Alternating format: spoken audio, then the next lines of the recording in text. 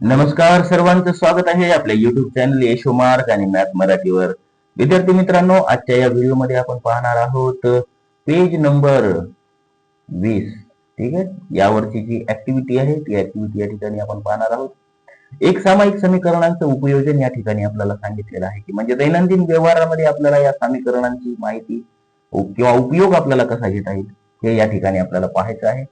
ठीक आहे, तर बघा या ठिकाणी पुढे चौकटींच्या खाली काही अटी दिल्या आहेत, त्यावरून मिळणारी समीकरणे संबंधित चौकटीत लिहा. ठीक आहे, खाली आपल्याला काही अटी दिलेल्या आहेत, त्या अटी पूर्ण करायच्या. या ठिकाणी म्हणतोय मी सार्थक, माझे आजचे वय x वर्ष आहे, तर लिहा इथं x वर्ष, नो प्रॉब्लेम. मी साक्षी, माझे आजचे वय y वर्ष आहे, तर लिहून टाका आजचं वय y वर्ष. पुढच्या चौकटीमध्ये बघा, सार्थक व साक्षी यांच्या आजच्या वयांची बेरीज 25 वर्ष आहे. त्यांचं आजचं वय आहे x अधिक y बरोबर 25.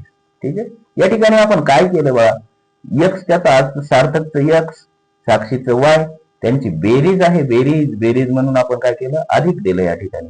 बरोबर किती आहे, 25 वर्ष आहे. लिहून टाकलं, आपल्याला समीकरण मिळालं. या वरच्या बाजूला बघा, सार्थकचे वय साक्षीच्या वयाच्या दुपटीपेक्षा 8 वर्षांनी कमी आहे. ठीक आहे, सार्थकचं वय आपण x वर्ष मानू. ठीक आहे, मानलेलंच आहे आजचं वय. साक्षीच्या वयाच्या म्हणजे वायच्या दुपटीपेक्षा दुपटीपेक्षा 8 वर्षांनी कमी आहे. कमी म्हणलं की कधी मायनस द्यायचं, जास्त म्हणलं की अधिक द्यायचं. ठीक आहे, तर आपल्याला या ठिकाणी x बरोबर 2y वजा 8, पण हे आपल्याला समीकरणात याला रूपांतरित करता येतं. तर मग काय, x जशाला तसे राहतील, हे अधिकचे आहेत, इकडच्या बाजूला आले तर मायनसचे होतील. -2y इज इक्वल टू -8 जशाला तसे.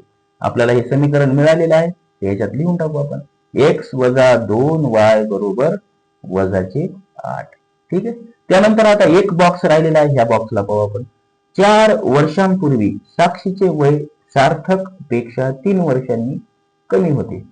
तर हे कमी होतं या ठिकाणी आपल्याला पाहत असताना, सुरुवातीला त्यांचं 4 वर्षापूर्वीचं वय काय असणार, त्यांचं आजचं वय जर x असेल तर 4 वर्षापूर्वी म्हणजे वजा 4 करावे लागतील.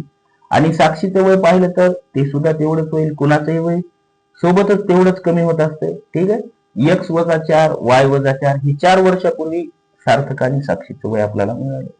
ठीक आहे, पण समोरची अट काय आहे, सार्थक पेक्षा 3 वर्षांनी कमी होतं. कोणाचं 4 वर्षापूर्वी, साक्षीचं वय जे आहे सार्थक पेक्षा 3 वर्षांनी कमी होतं. या ठिकाणी आपण लिहूता y वजा 4 बरोबर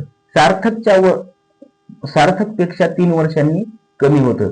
म्हणजे सार्थकचं वय 4 वर्षापूर्वी काय होतं, x वजा 4, आणि कमी आहे, किती वर्षांनी कमी आहे, 3 वर्षांनी कमी आहे, म्हणून 3 वजा केले. याला आपण आता व्यवस्थित जर केलं तर काय होईल, y वजा 4 हे इकडं अधिकचे आहेत, इकडे येऊन यांचे चिन्ह बदलतील, हे अधिक आहेत, हे इकडं मायनस होतील, आणि हे मायनस आहेत, हे इकडे येऊन काय होतील, अधिक होतील. म्हणून या ठिकाणी आपण लिहू -x अधिक 4, आणि बरोबरच्या बाजूला वजाचे 3 जशाला तसे. ठीक आहे, हे वजाचे 4 हे अधिकच्या 4 सोबत कटून जातात. या ठिकाणी उरतं काय आपल्याला, y वजा x बरोबर वजाचे 3.